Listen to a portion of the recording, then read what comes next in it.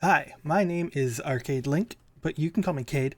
I write horror and weird fiction, but I've had kind of a weird trajectory from reading in childhood to being 36, writing horror and reading lots of horror.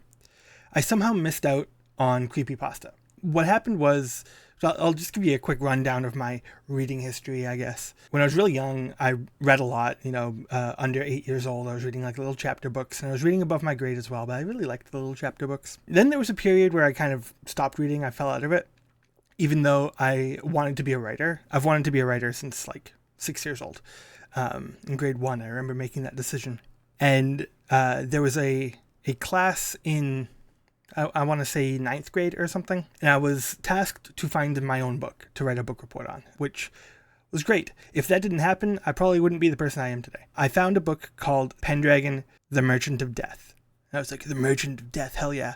It's fine. I have a special spot in my heart for it because it got me reading again and writing more. But it's just sort of a middle grade. It almost falls between middle grade and young adult. It's a little bit long for middle grade, and there's 10 books and they're all really long. Like a middle grade young adult kind of sci-fi kid needs to save 10 worlds. And it's an epistolary, actually. It's kind of interesting. Most of the prose is the main character writing journals and sending them back to his friends at home. And then there's some, maybe like a third of the text is I guess, third person perspective of his friends back home on Earth. So also around that time, maybe just before, my dad left when I was 8 years old. So I would visit him every weekend. He was really good about that, actually.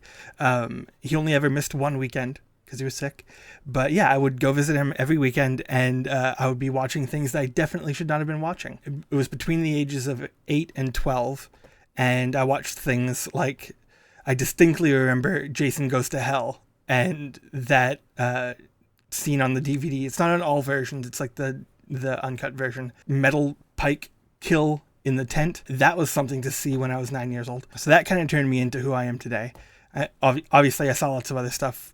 One that sticks out to me is The Clown at Midnight, which is like not available at all anywhere. And Aliens, all the movies that I shouldn't have been watching, you know. That got me into horror at a very young age, but I never really read horror. So flash forward to high school. At this point, my dad has passed away. He passed away when I was 15. And it was around that time where my ADHD started becoming a thing. I had no idea. I only found out I had ADHD a couple years ago. Like, I was 33 or 34 years old. And I got diagnosed and medicated finally. But because of that, in high school, I don't think I ever finished a novel that I was supposed to read, and I definitely didn't finish reading any novels on my own. And then out of high school, I didn't read until about 2015, where I decided that, like, this whole time I want to be a writer, but you can't be a writer if you're not reading. Reading is the only education you really get to be an author. And that was a problem for me. I was buying books. I was wanting to read them. I couldn't. I would read a page and totally forget what was on the page. Like, my brain would not do it. And finally I got medicated and I figured out other coping mechanisms. Pro tip, listen to an audiobook while actually reading. If you have ADHD, if it's anything like mine, it'll help so much. Having both the visual stimulation and the audio input, it fixes it. So yeah, I went a really long time without actually finishing a novel. And then in 2015, when I did start like forcing myself to read more, and it was actually really painful to try to do, but I forced myself to. I didn't get through many, but even at that point, I didn't read much horror. I really fell in love with film just out of high school, and from maybe around the age 20, the vast majority of everything I consumed was pretty much horror. Only this year is that really changing. For the last couple of years, I'd have watched like 200 something horror movies every year. Maybe even more. And obviously now that I'm reading more, I'm reading a lot of horror because I'm a horror author, and that's really important. I also like to read broadly as well, but I do have sort of a narrow focus. It's like one for the horror, one for everything else. Around 2015, when I did start reading more and I was taking writing really seriously, Creepypasta was a really big thing at that point. I don't know why. I never really read it. I tried writing a couple, and they got rejected from like No Sleep and shit. But No Sleep has very specific rules and whatnot, so I don't think mine really followed them. Probably for the best. I wasn't a very good writer back then. So finally in my 30s, I got diagnosed with ADHD, and I figured it all out, and now I'm reading more. Now I'm reading horror fiction novels and whatnot, but I still haven't ever really touched creepypasta. And Davis Morgan, who has been popping off this year on YouTube, mostly covers horror stuff. He's been covering a lot of creepypasta stuff. I've found it quite interesting. And it's this gap in my knowledge of horror, so I kind of want to fill that, and I thought I'd make some videos about it. Why not? I just searched best creepypasta, and on Reddit some people have mentioned these, so I grabbed this one, and I grabbed another one for my second video. Please leave comments on what I should read. Maybe not like super long ones, because I'd like to be able to do this in one video. What I'm going to do is I'm actually going to read through this, because this one's short. And I might make comments on it as I read through it. I've never read it before. And then afterwards, maybe do a little bit of analysis and whatnot. We'll see how it goes. I don't know. So, I do think, because this is the fandom wiki. This is probably not where it originally was. Credited to Blue Title. Okay. Oh. So this picture isn't a part of the original? Oh, that's kind of unfortunate, because that's definitely going to influence how I've read, or how I'm going to read this. Okay, well, I'll try to forget that picture. Let's dive in. The Smiling Man. About 5 years ago, I lived downtown in a major city in the US. I've always been a night person, so I would often find myself bored after my roommate, who was decidedly not a night person, went to sleep. To pass the time, I used to go for long walks and spend the time thinking. I spent 4 years like that, walking alone at night, and never once had a reason to feel afraid. I always used to joke with my roommate that even the drug dealers in the city were polite. But all of that changed in just a few minutes of one evening. It was a Wednesday. You know what? I'm going to zoom in for this for you. It was Wednesday, somewhere between 1 and 2 in the morning, and I was walking near a police-patrolled park quite a ways from my apartment. It was a quiet night, even for a weeknight, with very little traffic and almost no one on foot. The park, as it was most nights, was completely empty. I turned down a short side street in order to loop back to my apartment when I first noticed him. At the far end of the street, on my side, was the silhouette of a man, dancing. It was a strange dance, similar to a waltz, but he finished each box with an odd forward stride. I guess you could say he was dance walking, headed straight for me. Deciding he was probably drunk, I stepped as close as I could to the road to give him the majority of the sidewalk to pass me by. The closer he got, the more I realized how gracefully he was moving. He was very tall and lanky, and wearing an old suit. He danced closer still, until I could make out his face. His eyes were open wide and wild, head tilted back slightly, looking off at the sky. His mouth was formed in a painfully wide cartoon of a smile. Between the eyes and the smile, I decided to cross the street before he danced any closer. I took my eyes off of him to cross the empty street. As I reached the other side, I glanced back, and then stopped dead in my tracks. He had stopped dancing, and was standing with one foot in the street, perfectly parallel to me. He was facing me, but still looking skyward, smile still wide on his lips. I was completely and utterly unnerved by this. I started walking again, but kept my eyes on the man. He didn't move. Once I had put about half a block between us, I turned away from him for a moment to watch the sidewalk in front of me. The street and sidewalk ahead of me were completely empty. Still unnerved, I looked back to where he had been standing to find him gone. For the briefest of moments, I felt relieved, until I noticed him. He had crossed the street and was now slightly crouched down. I couldn't tell for sure due to the distance and the windows.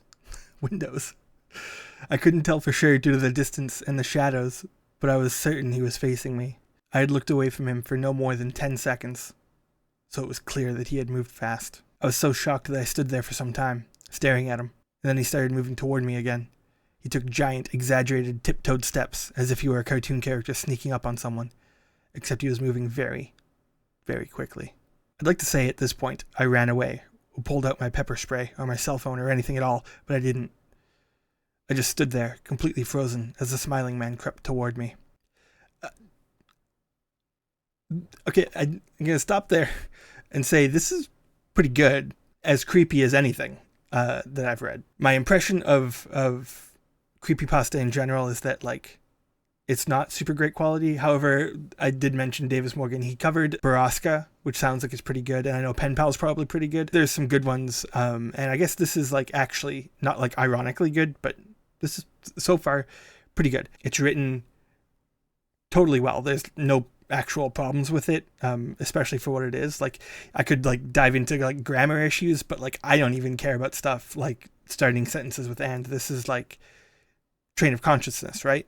So that kind of stuff doesn't really matter at this point. It's just all about the creep factor and I guess legibility, and it's totally readable. There's no actual problems with this, so I'm enjoying it. When I finally found my voice, I blurted out the first thing that came to mind.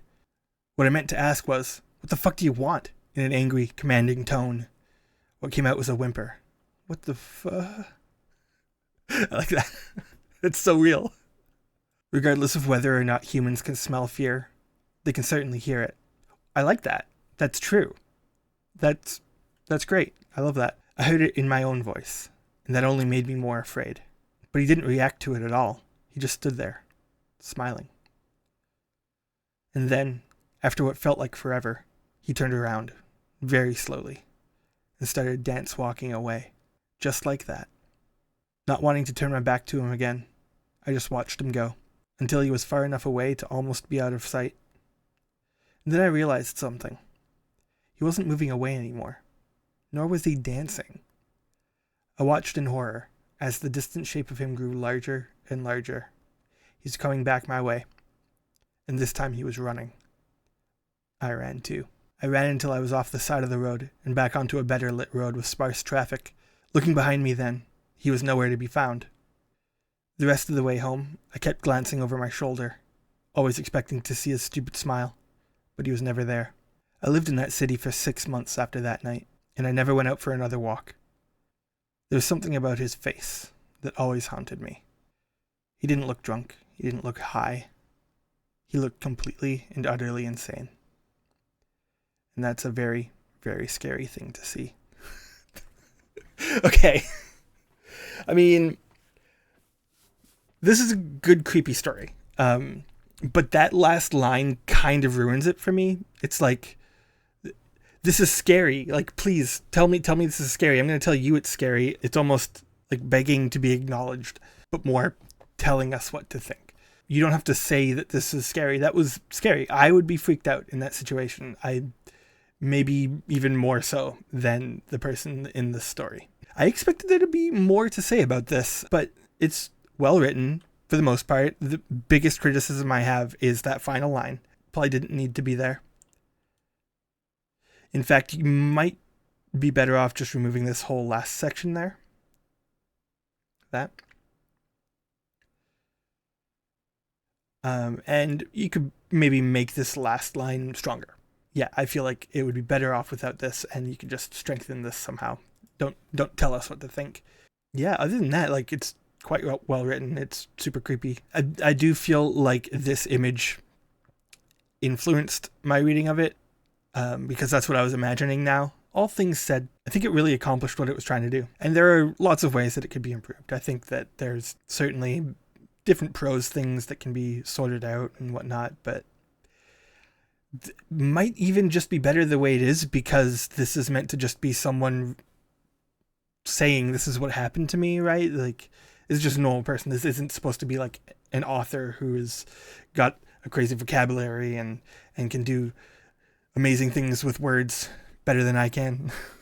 Probably is where it should be. But if I had written it, I probably would have done a little bit more with the prose. And I probably would be worse for that, you know? At this point, I'm just rambling. I'm going to do another one. I think, what's it called? Like Anansi's Goat Man or something like that. I'm going to do that next. So stick around for that.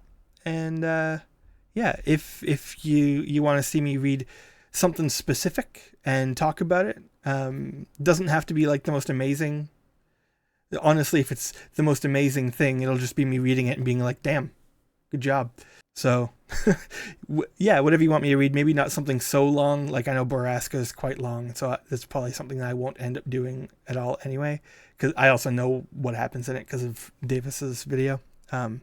Also, I'll have a link to Davis in the description. Like, comment, subscribe. That's all I got for you right now.